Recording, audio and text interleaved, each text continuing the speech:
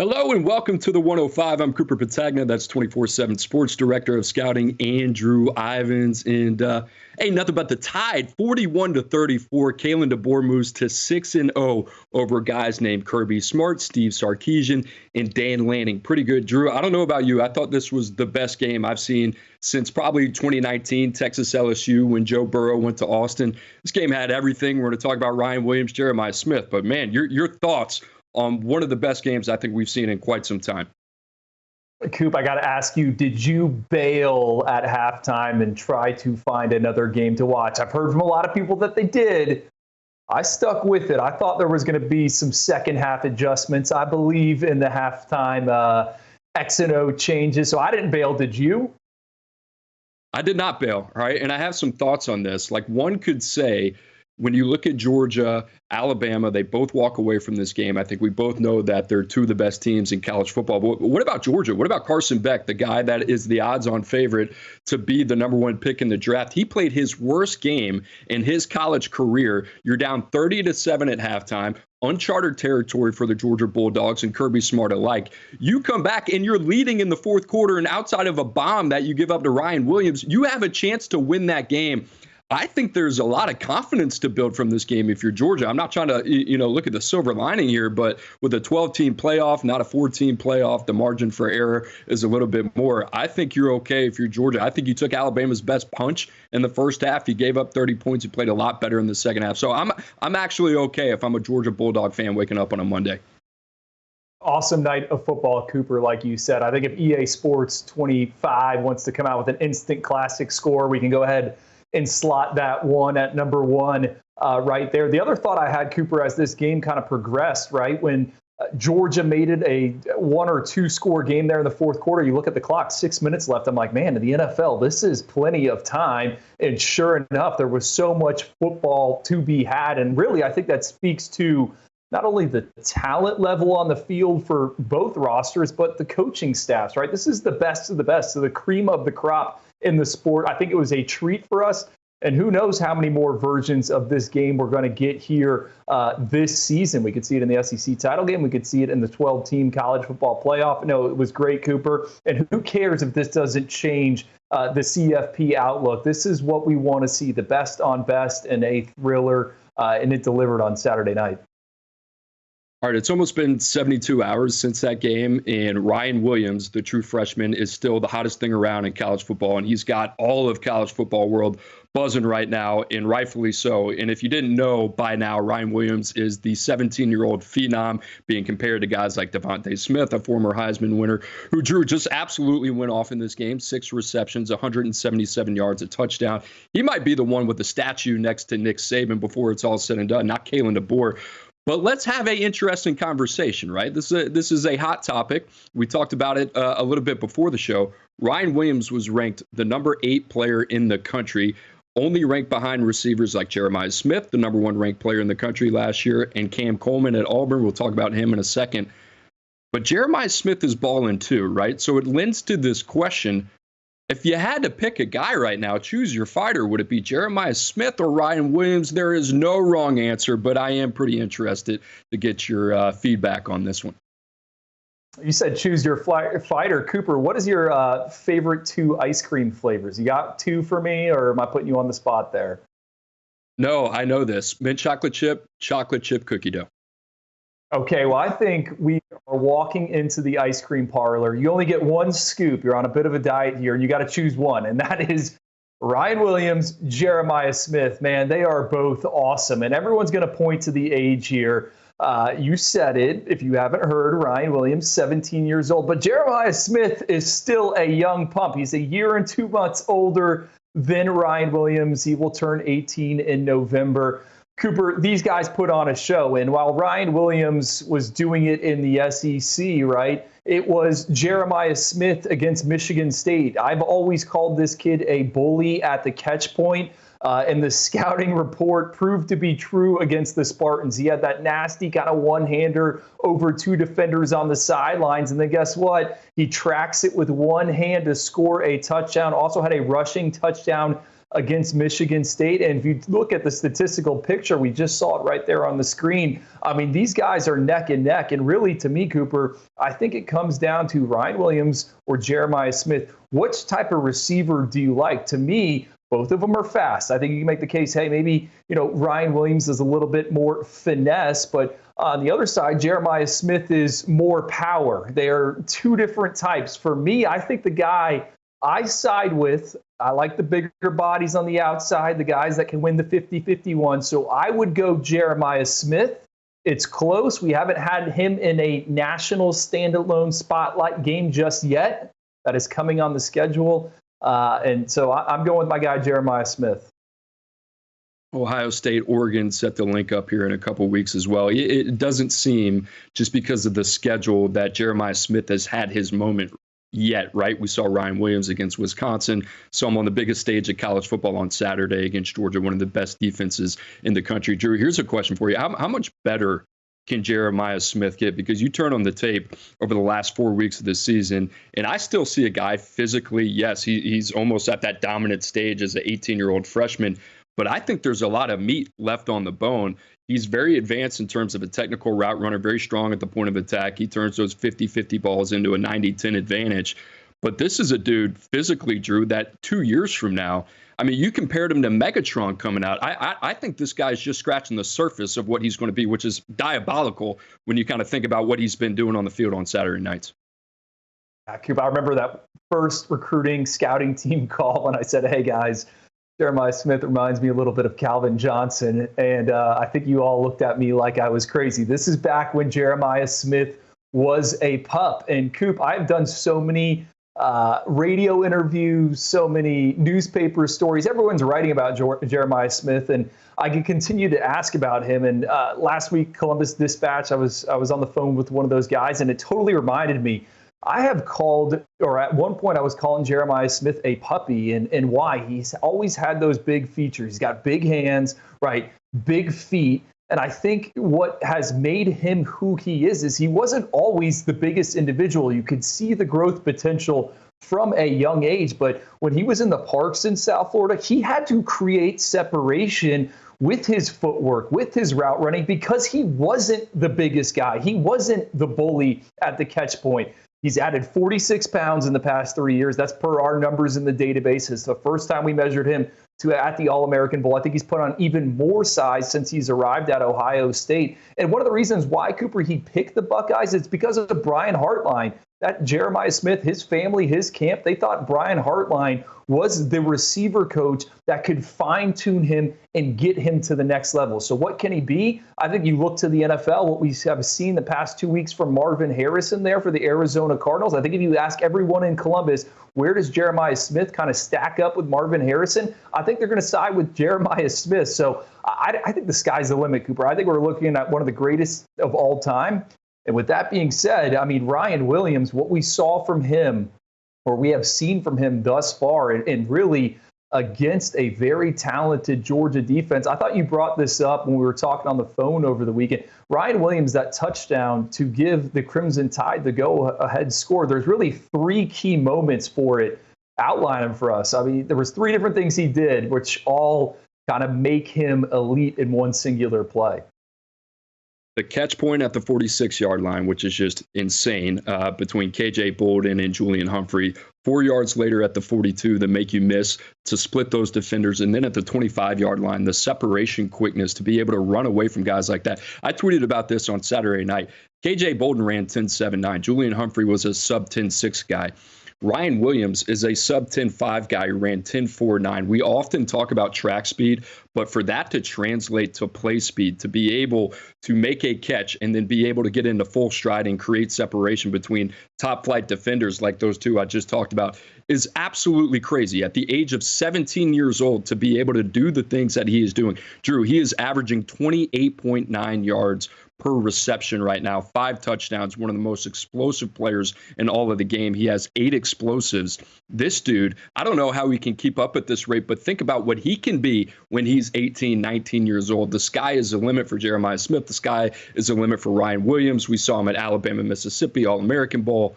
I mean, the future is out in front of these guys. And not to mention the guy that was ranked between them, we're not giving up on him, Cam Coleman at Auburn, but holy smokes, Drew, generational class, we called it in 2024 with this receiver class. I think that 2027 NFL draft is just going to be littered with these dudes, and Jeremiah Smith, Ryan Williams, they're going to be the headliners.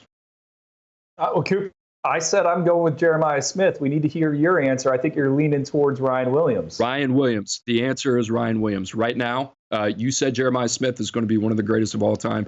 I firmly believe that.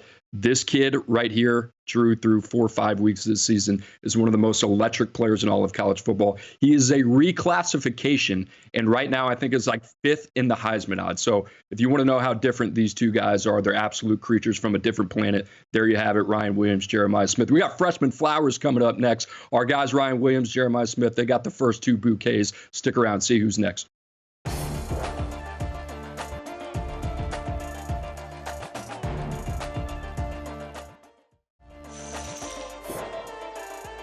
Welcome back to the 105. It is time for week 5 freshman flowers to see who gets their bouquet after balling out. The freshmen, Drew, all over the place. You look around all over the country, it's the freshmen that have pretty much everybody buzzing. No shortage of candidates this week as guys from coast to coast were getting it done. But I like this one, Drew. You got the T-box. Talk to me. Jordan Seaton, left tackle for Colorado. Best game of his young career, Cooper, against UCF in the Buffs. Dominant runaway win. I was there in the bounce house. I thought UCF was going to have a game with Coach Prime. No, that was not the case. Shedeur Sanders, Travis Hunter, Will Shepard, all those guys light up the scoreboard. And one of the big reasons they were able to do it because of young Jordan Seaton on the left side. 42 pass blocking snaps per Pro Football Focus. Gave up 0 pressures. He kept Shedeur clean. He also allowed the Buffs to run for a season high on the ground. They were able to move the football. I thought that unlocked some things for the offense. And Cooper, Jordan Seaton, we talked about it, him coming out. He was our number 1 ranked offensive tackle, number 13 overall player. We felt like he was one of the few guys in the class that could protect the left side at the game's highest levels. I haven't had a chance to dig into it and really look at the analytics, go back and scan the tape. But I think out of all these 5-star tackles that we have seen play as true freshmen in recent years, your Francis Mauigoa, your Caden Proctor, Jordan Seaton seems to be ahead of all these guys. I think that's scary. The other thing here, Cooper, who knows what is going to be like at Colorado in 2025 with Deion Sanders, Shedeur's off the NFL, Travis Hunter's off the NFL. Heck, that whole offense might be playing professional football in 2025. If Jordan Seaton were to test the waters, I think after 5 games, he would be one of the hottest commodities in the transfer portal. So Jordan Seaton, he looks slimmer in pregame warmups. I thought he moved well. Excellent performance and a needed win for Colorado. His jump from week 1 to week 5, what we've seen from that first start against North Dakota State, where you can imagine being a freshman, even going up against a FCS team and a very good one in North Dakota State, to the way he played this past weekend against Central Florida. Drew, I thought he was one of the better offensive linemen on the field. I thought not only did he hold his own, but he was really, really good. And you said it, the weight fluctuation in high school for Jordan Seaton was also something that we kind of kept a close eye on. He's gotten to Colorado. He's taking care of his body, and he's been extremely polished. I don't know if he's a left tackle when it comes to Sundays, whether that conversation really matters right now. It doesn't. They're protecting Shedeur Sanders, and that's what Deion Sanders and Pat Shurmur want. But I love this kid. I think he can play right tackle. I think he can play guard. I love the versatility. They hit a home run here. It is so big to be able to get that production, those 5 stars, right? Just in terms of what we've been seeing with the early impact. Jordan Seaton, love that pick. Drew, I cannot believe you did not pick this guy. It blew my mind. I had to do it for you. Xavier Brown, the young Xavier Brown, who we had as a 5-star out of Mater Dei, starting opposite Damani Jackson, another guy who played his ball for the Monarchs out there in California. Drew, he's just grown up in front of our eyes. You always thought he was a grown man. You thought he was one of the most technical, savvy prospects at the cornerback position coming out, and that's why we had a 5th star next to his name. He had a cover grade from PFF of 65.8, but most importantly, the game-sealing interception and one of the best games that we've seen in a long time. This kid was tough as nails. They tested his mettle. He gave up the long pass to Arian Smith that got Georgia back in the football game to come back and be able to have that type of confidence to be able to make that type of play, that type of moment. Alabama does not win this game without their freshmen, and that goes for Ryan Williams, that goes for Xavier Brown. You got Mbakwe, Red Morgan, guys on the back end making plays all over the field. I couldn't be more impressed with what Alabama has done, not only from a talent acquisition side in a short amount of time, but to be able to have these freshmen ready to play. The only experience they had was Malachi Moore and a little bit from Devontae Smith. The rest of these guys, they've kind of had to piece it together. These freshmen have played big. Xavier Brown's a big part of that. Drew, I know you want to comment on this kid because fan favorite for Andrew Ivins. Cooper, I spent 12 months trying to get Xavier Brown a 5th star, and I'm just one voice of many voices when it comes to the rankings process. I thought he was, like you said, the most technically advanced corner in the 2024 cycle. He was a late arrival for the All-American Bowl there in San Antonio. Got to give a shout out to our guy, Gus Ramos, who works for the game. He dragged Xavier Brown into our room so we could measure him. He came in at just over 6 feet, Cooper. Arms were over 32 inches. He went out and held his own in practices against Jeremiah Smith. We stamped him 5-star. Not surprised he's having success. I think the other thing that stands out, he will make a mistake, but what does he do? He bounces back right away. I think that is so important for a young cornerback prospect. You have to have a next play mentality. You can't get hung up in what you did wrong. So I love you picked him there, Cooper. We're going to talk about a little more of him when we break down Alabama and how Kalen DeBoer has built them into a contender. Coop, my other freshman, staying in the SEC. How about Michael Hawkins Jr., true freshman quarterback for Oklahoma? He takes over for Jackson Arnold. Was it pretty? But he did enough against Auburn on the Plains to pick up a victory. You see it right there. 69 rushing yards. That was that long touchdown run, 48 yards. He forced 5 missed tackles, Cooper. I thought this quote from Brent Venables was notable. He went into the Tigers' den, and if you will, he was fearless. I think that describes Michael Hawkins' performance.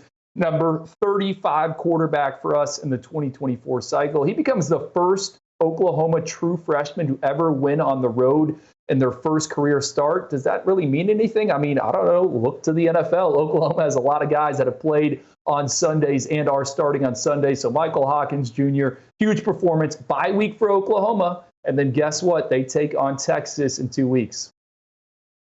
Poise, right? Like when you watch Michael Hawkins, that's kind of what comes to mind in a little bit. They have been missing that at the quarterback position, at least through the first couple games of the season. That's why they made the change from Jackson Arnold to Michael Hawkins. I'm looking forward to him building confidence. That game will do that for him as well. All right, I'm going to stick with this game, except I'm going to go the other side. I'm going to go with DeMarcus Riddick at Auburn. Drew, a guy that we really liked. We had ranked inside the top 70, the number 5 linebacker in the country last year. And this was a dude that could do a little bit of everything. He was a 3-phase player coming out of high school. He played safety, he played linebacker. You could rush him off the edge. He was in the return game. He was a little bit of a chameleon. Auburn finally said, you know what, let's just put him on the field and let's do that. 23 snaps, a season high there. He had 8 total tackles. They used him to spy Michael Hawkins. I thought he did a tremendous job. If you're Auburn right now and you're looking for a silver lining, you're 2-3, you're 0-3 against Power 4 teams, I get it. But the young talent there is real, right? Guys like DeMarcus Riddick need to see the field. A lot to be happy about there. Continue to scale his reps up. I'm looking forward to him in the second half of the season. Guys, stick around. How they built this. Alabama, we'll talk about that big win, 41-34 over the Georgia Bulldogs.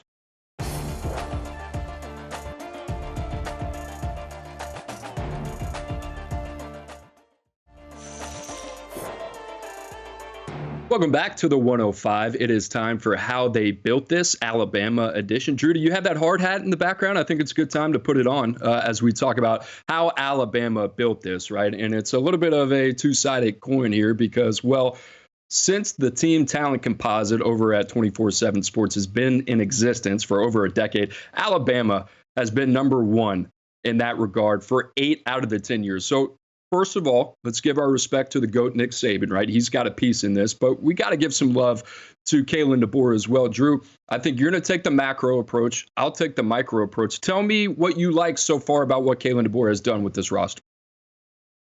Well, Coop, I think it's the coaches that are coaching up the roster and the people inside that building. Yes, we can get into some transfer portal additions, some of these freshmen that have stepped up, but I think the guys that are pulling the strings behind the scenes have kind of been the difference so far through the first month and a half of the season, and really the first 6 months of Kalen DeBoer's tenure. I was watching the game on Saturday night with someone I would describe as a casual, and they turned to me and they said, "How many coaches are holdovers from Nick Saban's staff?" And I said, "That's a great question, because there's only 2 of them. This isn't a new face running the old show. This is a completely different program." And Kane Womack, the defensive coordinator, you can make the case that he called an excellent game, especially there in the first half. That was a sitting head coach at South Alabama. They pair him with Freddie Roach, who was already there in Tuscaloosa on the D-line. Offensive side of the ball, Robert Gillespie, the running back coach.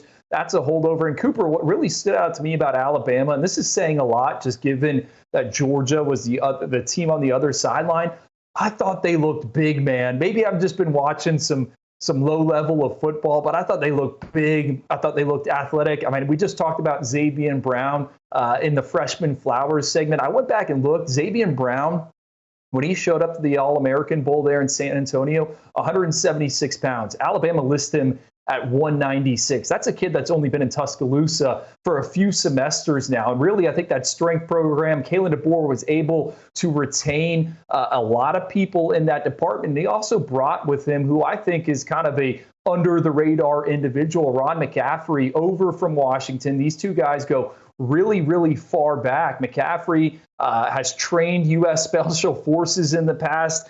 He was huge in the role of Michael Penix's development at Washington. I've been heard, that DeBoer describes him as a culture guy. I think his official title is the special assistant to the head coach. So to me, I just love what he has done in terms of resetting that building, creating new expectations, and those guys are getting the team ready to go, and we saw it on Saturday night.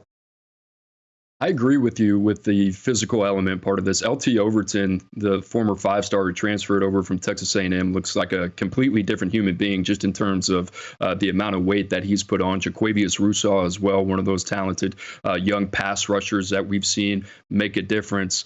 The physicality of this team, especially defensively. We talked about Xavier Brown. How about Mbakwe? He barely played defensive back out of high school for 3 years. Now he's ready to play. Red Morgan, I mentioned him earlier in the show. That's relying on a lot of youth in a big-time moment, and this is only going to serve them so much better down the road for being able to get this type of experience. So I love that because, Drew, for us, the teams that we have studied in this segment in the past have been Tennessee, have been Texas. We looked at Georgia Tech, but the two I really want to talk about, Tennessee and Texas. And the reason that I bring that up, you're starting to see a theme here, right? Some of the best recruiting teams in the country from a talent identification standpoint. Tennessee is starting to prove their chops over the last 3 years under Josh Heupel. How about Alabama, what they've done? And you mentioned the continuity as well. I think that's such a big part of it with the coaching staff. Obviously, you got new staff coming over from Washington, but to be able to retain 2 highly heralded head coaches, your strength and conditioning department there as well, you get a little bit of consistency. Now, Drew,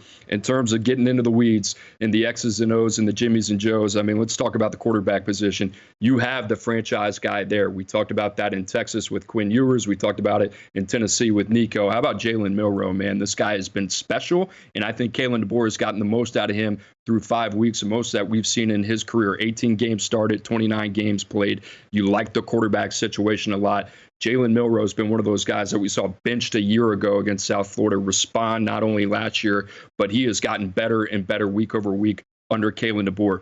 That is what you have to have at that quarterback position. Jalen Milroe just makes Alabama that much more difficult to defend. Running back position, 2 former top 247 guys in Jamarian Miller, Justice Haynes. You bring in a couple transfers over at tight end. Receiver, Drew, this was kind of the big question marks. Obviously, we have seen the emergence of the young superstar in Ryan Williams, but what would the rest kind of look like? Kendrick Law, Kobe Prentice, Jeremy Bernard, they bring over from Washington, Cole Adams. We saw Emmanuel Henderson, the former running back, make a play. They've done a good job putting this room together. Hats off to Jamarcus Shepard. I'm interested to kind of see what that room looks like in the future. I think the biggest thing maybe that we haven't talked about, getting Caden Proctor back is so huge and such a underlying storyline to this Alabama offense in 2024. Because if you don't have him, that's probably Elijah Pritchard at left tackle. Wilkin Formby struggled earlier in the season at right tackle. This thing doesn't work. But now that you have your corner protector back, Alabama's got a combined 67 starts there. They're rock solid in the middle. Parker Brailsford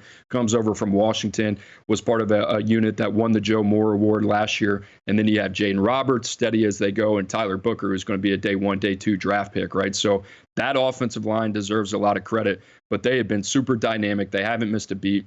And I don't know, Drew, you talked about it before the show. Like, is this a team that is more difficult to defend under Kalen DeBoer offensively, or what did it look like just a year ago, right, under Nick Saban? So that's fascinating as well. I don't know if you have any takes on the offensive side of the football, but it just seems to me that experience on the offensive line, that those dynamic playmakers on the perimeter, and then you got the quarterback that makes it go. Coop, tying this back in full circle, right? I said the coaching staff, I think you hit the nail on the head right there with Jalen Milroe playing his best football. I mean, this staff, what they were able to do at Michael Penix. Michael Penix was someone who saw the field at Indiana, struggled, shows up in Seattle, and they turn him into a Heisman Trophy finalist, a quarterback that can lead them to the promised land. So I think that staff and what they've done with Jalen Milroe, Cooper, he wasn't sacked on Saturday night, threw for a career-high 376 yards, and it was his highest graded game as a passer, according to PFF. He was in his bag, and I think Kalen DeBoer, Nick Sheridan, that offensive coordinator, certainly deserves some credit. The other two things that stand out to me, you said it, Ryan Williams, he has been the go-to playmaker for them, and I think a lot of college football fans assume that Kalen DeBoer inherited Ryan Williams, and that was not the case. Ryan Williams actually backed off a commitment to the Crimson Tide once Nick Saban announced that he was retiring. Kalen DeBoer had to reel him in, and I think one of the big pitches is, hey, look at what I was able to do with these wide receivers at Washington. Same thing with Caden Proctor. Caden Proctor was at Iowa, and they find a way to get him back there in Tuscaloosa. We had some questions about Kalen DeBoer, the recruiter, but so far, so good. I mean, our buddy Tom Loy was in Bryant-Denny Stadium on Saturday night. You see him tweeting out the videos of Keelan Russell and that number 2 ranked recruiting class celebrating after that Ryan Williams touchdown. I think exciting time. Yeah, Drew, just real quick, the other thing I want to hit on is really what Alabama has been able to do defensively as well. You talk about Xavier Brown and Bakwe, those young corners, what they've done on the defensive line. We've talked about the experience on the offensive line. It also matters on the defensive line as well. Jahad Campbell, you can make an argument. Maybe this guy's playing out of place. A lot of people saw him as a pass rusher coming out of high school. I think this is a guy that's got a chance to potentially go day 1 as well. So Kalen DeBoer, his staff, give them a lot of credit for what they've done as Alabama off to an undefeated start. Schedule only gets a little bit more difficult from here. Alabama, how they built this, the team of the week for us at the 105. Guys, stick around as we'll get into a couple more segments right after this.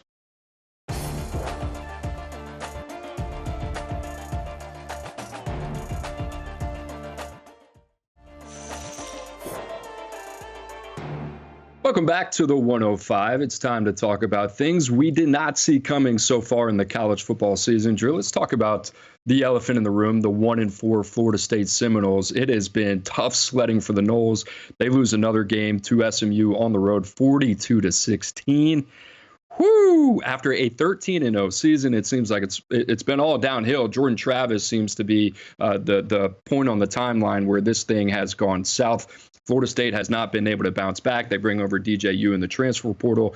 If you've been following along with college football recruiting, or just a show in general, you've heard us talk a little bit about Florida State. But Drew, I turn on the tape and I'm like, SMU is not a 42-16 win better than Florida State, especially with the talent that Florida State has. The quarterback position's been highly inconsistent. We can talk about DJU here in a minute, but this has been rough. They rank 125th in total offense. They're averaging 278 yards per game. They rank 92nd in total defense. They're ranked outside the top 25 per 24/7 Sports composite team rankings right now in recruiting. The thing with me, it's not just this season, but beyond this season, I'm just kind of like, I'm struggling to find where their answers are going to be. This is tough. If you're a Noles fan, buckle up. That's kind of my takeaway from this. Coop, this was a program that was ranked in the AP preseason top 10 of the polls. This has been quite the tumble down the stretch. And I think you brought something up that's notable. I don't know if there is an immediate fix here. I don't know how Florida State turns things around in preparations for 2025. And I wrote about this a few weeks ago in the talent tracker on CBSSports.com, just kind of highlighting, Florida State during that 13-0 run, they kind of went all in. They didn't miss on a transfer in. They put a big focus on adding those veterans, and, they're feeling the effects from it now because they not only didn't prioritize high school recruiting, but the players that they brought in, they didn't get those valuable in-game reps. They didn't get them in practice. And now there's a situation where Florida State, this past transfer portal window, everyone was looking to upgrade. Everyone was trying to get better at the same time. Florida State swung for the fences. They were in it for a Cam Ward. They were in it for all these other high-profile transfers out there, but they didn't get Plan A, and they had to settle for Plan B. And sometimes, Cooper, Plan B isn't going to be as good as Plan A. And I think right now what's playing out, the situation is Florida State's transfers can't carry a roster that's just not good enough at this stage. There's some talented pieces, some nice young talent all around, but this team's like a team without an identity. Questions. Yeah, 4 touchdowns, 6 INTs for DJ Uiagalelei. He has been really kind of the spectacle of criticism. He's been in the eye of the storm, him along with Mike Norvell. Drew, he gets dinged up late in that game where he threw 3 interceptions against SMU. Injury to the hand. He's listed on the depth chart right now as an or starter. Or season is back right next to redshirt freshman Brock Glenn. Brock Glenn was a guy that we had ranked as a 90 outside. So it'd be a high-level Power 4 starter, Tier 1 priority free agent is kind of how we see him projecting to Sundays. But, Brock Glenn got a little bit of time at the end of the game in Dallas against SMU. If it had to be Brock Glenn, how do you feel, one, about a quarterback change, and 2, are you okay with seeing all right, let's see what we have in the young signal caller? Well, I think the Florida State fans reacting to that 0-for-4 stat line and what he did against Georgia in the bowl game isn't fair. Brock Glenn, much like some of these other quarterbacks we've discussed, Cooper, the Jackson Arnold situation at Oklahoma, he's not in a situation to succeed. Florida State doesn't have perimeter playmakers right now that are catching passes. More notably, that offensive line in front of him, it needs to get better. Lots of veterans there, and they just simply cannot create a pocket. With that being said, I wrote this when Brock Glenn picked Florida State. I thought there were some similarities there between him and Jordan Travis. Mike Norvell wants to move the quarterback around, utilize that quarterback run game. I think Brock Glenn has some of that. So we'll see moving forward just how much he is spliced in there. All right, let's talk about another team that's really kind of fallen on their face, to put it bluntly here, in the second year of Hugh Freeze, and that's the Auburn Tigers. Another just grueling loss. If you're a fan of the Auburn Tigers fan base, this has got to get worse and worse. They are now 0-3 against Power 4 opponents. You look at those opponents, Cal, Arkansas, Oklahoma. They had this game in the bag. Peyton Thorne, pick 6, puts Oklahoma right back in it. Drew, it's just been tough. And now you look at the rest of the way here: Georgia, Missouri, Kentucky, Vandy, ULM, who's actually 3-1 and playing well, Texas A&M, and then at Alabama. I mean, we're looking at a potential 5-7 season here for Auburn in year 2. Drew, how about this? They are a top 25 offense. They're averaging 466 yards a game. They rank 50th in total defense. So you're probably wondering, how is this team sitting here at 2-3 at this point in the season? They're 131st out of 133 teams in turnover margin. They're minus 11. So we hear all this about Peyton Thorne and Hank Brown, but the quarterback position has really been their Achilles heel. Drew, they seem capable. They just haven't been able to turn it into wins yet. Coop, let me ask you this. When you were talking about DeMarcus Riddick, the true freshman linebacker in the freshman flowers segment, kind of thinking in the back of my head, Tennessee, what stands out about Tennessee? We mentioned in how they built that segment a few weeks ago, that young defense. When I look at Auburn's roster, I think it's kind of like Tennessee a few years ago. They have recruited very well on the high school side of things. I just think this program is a year or 2 away from it all clicking. Yes, they need to figure out the quarterback position. They need to keep the wide receivers happy. Cam Coleman, Malcolm Simmons, Perry Thompson.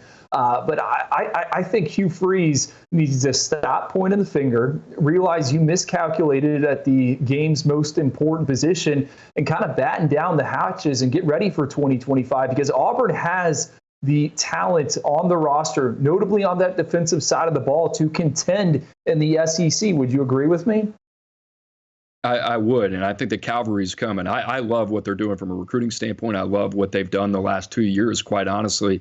You said it. They miscalculated at the game's most important position. They thought they could Band-Aid it, maybe go out, find the guy there in the future. But the problem is you got to win in the short term as well. That's what people expect out of Hugh Freeze. That is not what's being done right now. I think year 3, I don't want to say it's a make or break, but he better show some real signs of progress or the heat is going to be turned up. Drew, I want to go to the player side of this. You had some interesting takes. Cade Klubnik, tough start to the season against Georgia. They only scored 3 points. But it's been his legs that Clemson has been able to rally around, and Garrett Riley scheming him up. Big win against Stanford this week. Clemson got it rolling right now.